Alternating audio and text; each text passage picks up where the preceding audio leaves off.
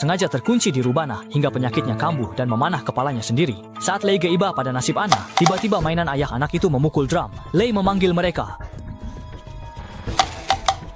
Halo. Mata boneka itu tertuju pada apa yang ada di belakangnya. Reggae segera berbalik dengan gugup, tetapi pintu ruang bawah tanah tertutup rapat dan tidak ada yang mencurigakan. Dia mengira pintu itu diaktifkan dengan suara dan tidak terlalu memikirkannya. Tetapi setelah beberapa saat, boneka itu mulai mengetuk sendiri. Suaranya semakin cepat dan akhirnya menjadi dentuman terus-menerus. Tanpa sepengetahuan Reggae, saat boneka itu menggedor dengan keras, pintu di belakangnya perlahan terbuka seolah-olah sesuatu muncul dari ruang bawah tanah. Merasakan sesuatu, dia berputar hanya untuk melihat pintu terbuka lebar. Reggae awalnya mengira Anna telah turun ke bawah, tetapi ketika dia memanggil, tidak ada respons dari ruang bawah tanah. Kejadian aneh beruntun membuatnya curiga. Ia membawa pengait bambu dan boneka itu, lalu turun tangga perlahan. Lampu ruang bawah tanah sudah menyala, hanya ada ujung rantai besi di lantai.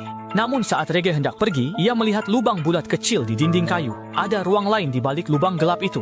Reggae segera mengarahkan senter ke dalam, namun detik berikutnya ia terkejut oleh mayat yang ada di dalamnya. Usai menenangkan diri, Reggae mendekat dan mengamati. Ternyata wanita itu tewas dipanah busur silang, membuatnya merinding. Meski Anna bilang ibunya hilang, lubang di dinding membuktikan dia tahu ibunya di sana. Melihat panah dan penyakit Anna, Reggae menduga Anna membunuh ibunya. Dia pun perlahan membuka pintu kamar Anna. Saat itu, penyakit Anna kambuh hingga tak bisa bergerak. Melihatnya, Reggae segera berencana kabur. Dia masuk ke gudang samping dan membongkar ventilasi ke arah meja kamar. Dia mencoba mengambil kunci, tapi hanya bisa meraih telepon. Terpaksa dia menelepon Lauma karena hanya dia yang tahu lokasi rumah ini. Reggae tak bisa lapor polisi karena bingung menjelaskan lokasinya. Lauma berjanji segera datang, Reggae pun lega dan menutup telepon. Takut si iblis bangun, dia segera mencabut kunci dan mengunci pintu dari luar. Saat dia memeriksa sisi lain, mendadak terdengar suara Anna dari interkom. Reggae jujur kepada Anna, namun Anna malah menyebut kematian ibunya ulah ayahnya dan Lauma. Dengar, pamanku tahu kamu menemukannya. Dia tak akan membiarkanmu pergi. Bingung, dia kembali ke pintu. Khawatir tipu muslihat, Reggae naik ke bangku. Lewat jendela atas, dia minta Anna taruh busur di depan pintu, lalu menjauh. Dia hati-hati buka pintu, lalu cepat ambil senjata di dinding. Setelah aman, baru dia bicara pada Anna. Ternyata, Anna tahu, boneka kelincinya bisa deteksi hal gaib. Saat merasa ada yang aneh, boneka itu menabuh jendrang.